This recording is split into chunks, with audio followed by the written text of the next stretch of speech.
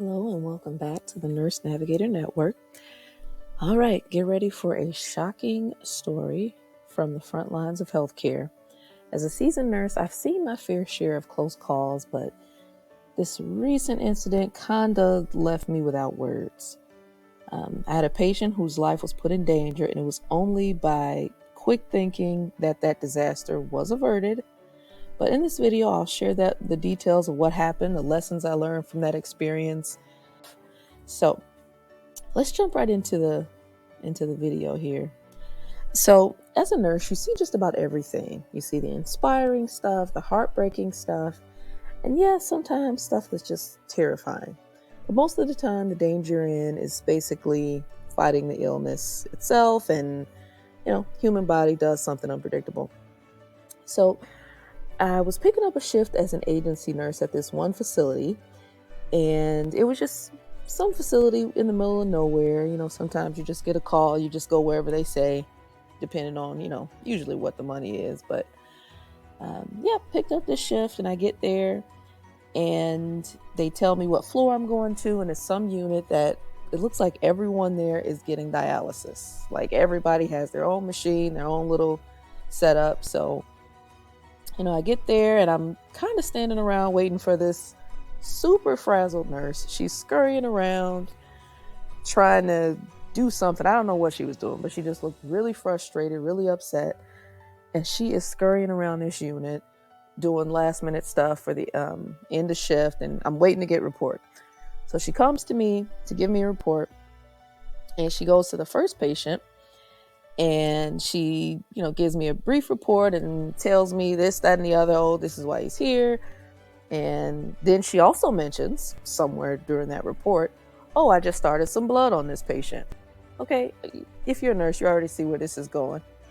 But she tells me, oh, I just started blood on this patient. So, he's on the first bag, and, I'm going to get him started on the next one in a little bit, but I got that one started, and, we'll just go ahead and move on.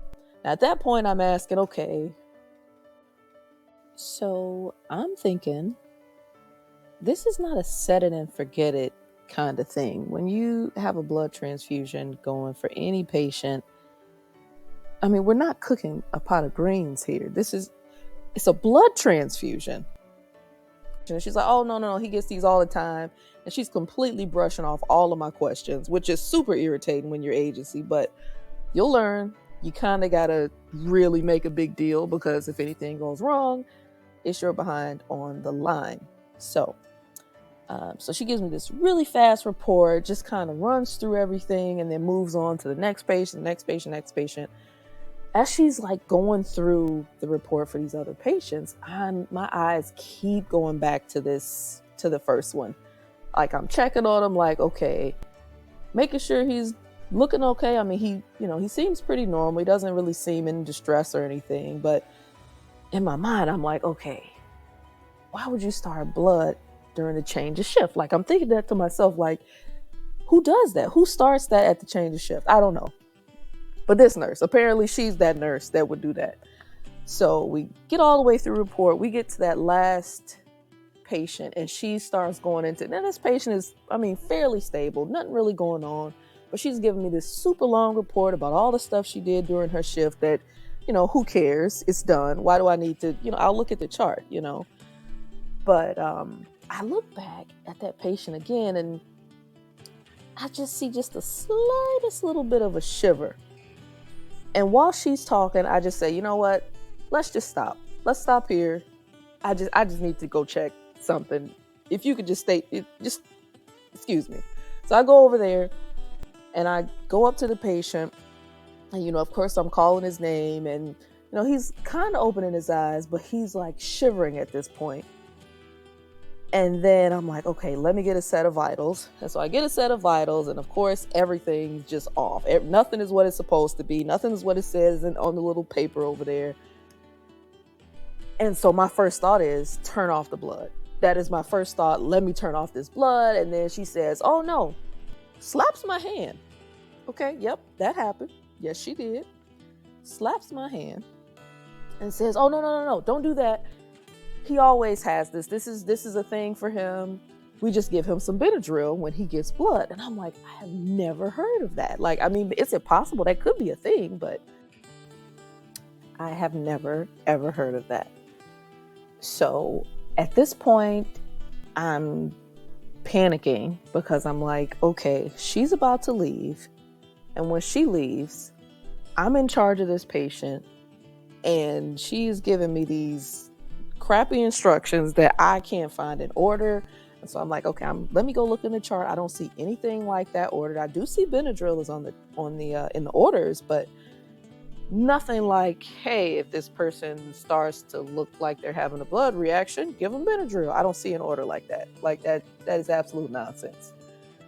So long story short, I just kind of say, well, are you going to stay here and monitor him while he's on this blood?